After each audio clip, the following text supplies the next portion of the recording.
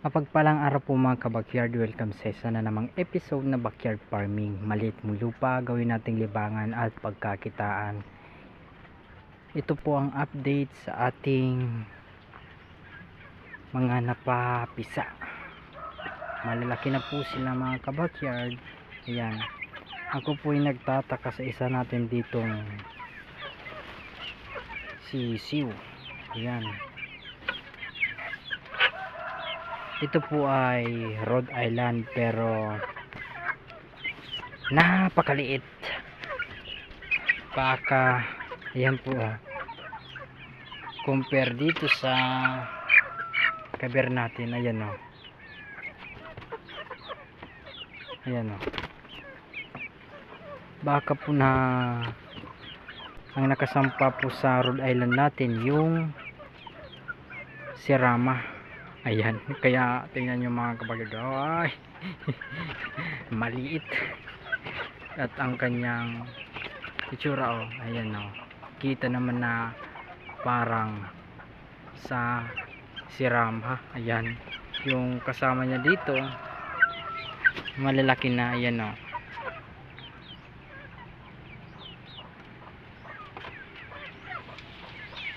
yan yung decal brown po natin, yung Texas, yung kabir, at yung dito sa kabila kabir,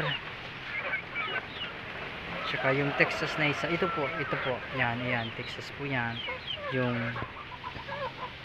ano po ito, di ko na po alam kung sino ang nakasampa sa decal brown natin. Ayan. At ito po decal brown po ito. Ayan.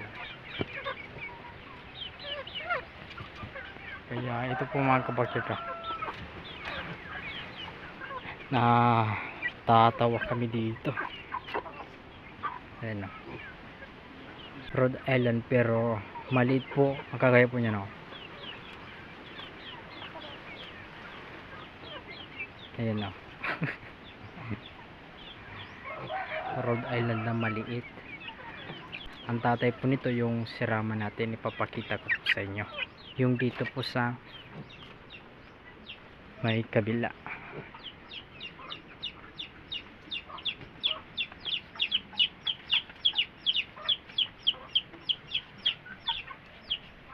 Ayan po, ayan yung tatay niya ata.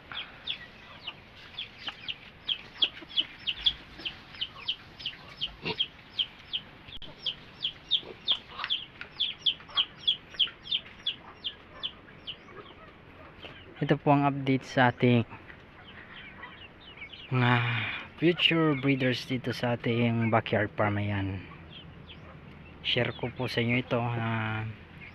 Natatawa po kami dito sa Rhode Island na ito, at parang di naman Rhode Island kasi po yun maliit pa sa yung sa Texas po natin. Ito po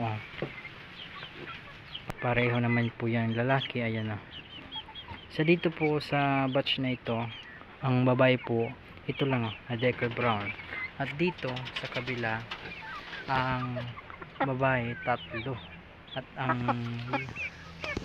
yan po yung nag-iisa. Ayan,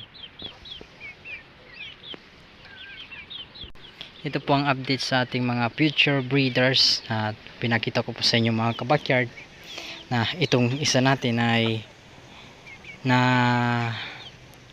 lahian po ng sirama, kaya yun po inalis ko na po dun sa loob sa may mga Rhode Island natin, at tinali na po natin para di na po makasampa sa mga malalaki. Ayun.